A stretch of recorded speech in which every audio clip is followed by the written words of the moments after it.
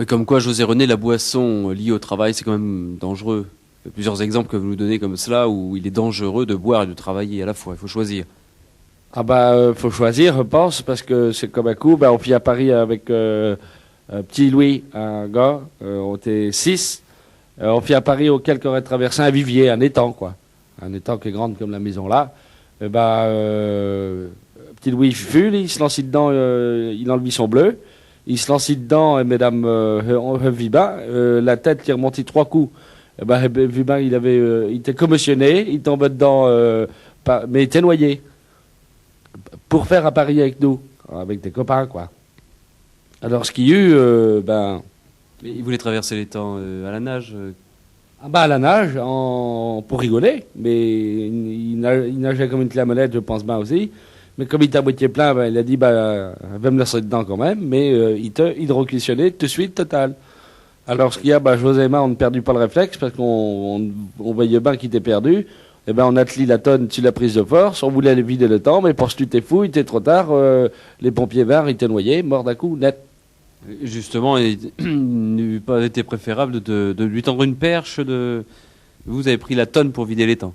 Ah nous, on pensait que c'était le meilleur réflexe qu'on eut, parce que j'ai dit, le temps qu'on vide le vivier, il aurait pu en échapper, et on était, dans les cas-là, on perd quelquefois les réflexes.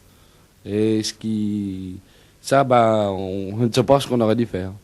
Je ne sais pas. Tout le monde broyait par là et on s'énervit. On dit, oh là là, ça va très très mal. On voyait bien qu'il était de plus en plus en difficulté dans le milieu. C'était une question de pari. On n'aurait pas dû faire ça, mais on était tellement dans la barbate énervé que c'est une histoire qui nous arrive, très triste. Mais bon, c'est des choses qu'on ne devrait pas faire, c'est sûr. Là, on eut tort entre nous de faire la pari là.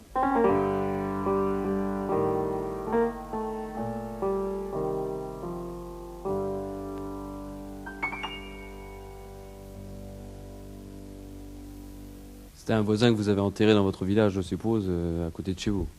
Alors, oui, on fait un enterrement 3 jours après. On était tous ensemble à enterrement. Mais le soir, on fait un repas et on y payait, on y met, par respect, on y met un couvert. Mais il n'était pas là.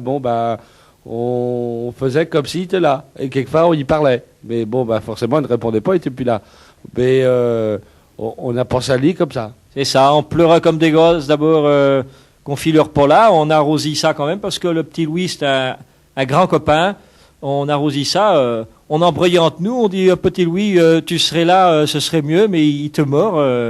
On repense à lui, on en rediscute tout le temps quand on travaille, de Louis là. C'était un gars valable, très hargneux au boulot, rendement impeccable, mais c'est comme ça, c'est une question de vie. Lui, c'était le hasard, il avait le destin comme ça qui te traçait dans lui et ça y arrivait.